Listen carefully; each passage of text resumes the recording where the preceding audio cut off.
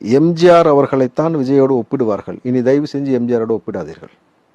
நான் ரொம்ப தெளிவாக சொல்கிறேன். ஏன்னா கலைஞர் கருணாநிதிக்கும் எம்ஜிஆருக்கும் ஏற்பட்ட பிரச்சனைகள் தான் திரும்பி எம்ஜிஆர் வெளியில் வந்து ஒரு கட்சி ஆரம்பித்து போனார். ஆனால் எந்த தலைவனும் வரலாற்றில் கோடி கோடியாக சம்பாரிச்சுட்டு பலாயிரம் கோடி சம்பாரிச்சுட்டு மார்க்கெட்டோடைய உச்சத்தில் இருக்கும் பொழுது என் மக்கள் கஷ்டப்படுறான், அவன் கஷ்டத்தை பார்த்துட்டு நல்லா சகிச்சுட்டு அமைதியாக போக முடியல, அவனுக்காக நான் அரசியல் வரேன்னு ஒரு தலைவன் வரல.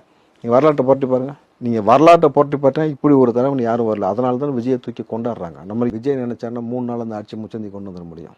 ஒரு இடத்துல வந்து மெரினா புரட்சி மாதிரி வந்து உட்காந்துட்டாருன்னு வச்சுங்க, என் மக்களுக்காக நிற்கிறேன் நான் போராடுறேன்ட்டு அரெஸ்ட் பண்ணி என்ன பண்ணுவேன்? எங்கே வைப்பேன்? நீங்கள் விஜயை தூக்கி உள்ளே வைக்கும் போது என்ன நடக்கும்?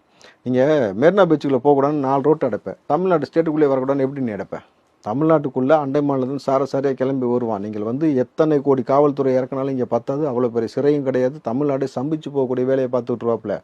அவர் சட்டத்தை மதிக்கணும் அமைதியாக போகிறதுனால தான் உங்களுடைய ஆட்சி நடந்து கொண்டு இருக்கிறது. அதை முதல்ல திமுக புரிஞ்சுக்கொள்ளணும். மக்களுக்கு நல்லது செய்யணும்னாக்கா அதை பற்றி யோசி. அவரை நொட்டை சொல்கிறது, அவரை நோண்டுறது, பர்சனல் அட்டாக் பண்ணுறது, அவருக்கு நெருக்கடி நீங்கள் கொடுக்கலன்னு பேசுனீங்கல்ல, அதை சொல்லிட்டார்ல. அங்கே நான் மாநாடு ஆரம்பிக்கணும்னு சொன்ன பொழுதுலேருந்து அங்கே ஆரம்பித்து இன்றைக்கி வந்து இந்த பொதுக்குழு கூட்டம் வரைக்கும் எனக்கு நெருக்கடி கொடுத்து கொண்டே இருக்கிற என் ஊரில் என் மக்களை தடுக்கிறதுக்கு நீ யாரா கேட்டாரா? இந்த நாள் உங்களுக்கு பிரீத்திங் டைம், நல்லா மூச்சு விட்டு நல்லா தின்னு ரெஸ்ட் எடுத்துக்க. அதுக்கு மேலே உனக்கு ரெஸ்ட்டும் கிடையாது. உனக்கு வந்து எதையுமே அதுக்கப்புறம் செய்ய முடியாத அடி காலத்தில் வந்து இறங்கி அடி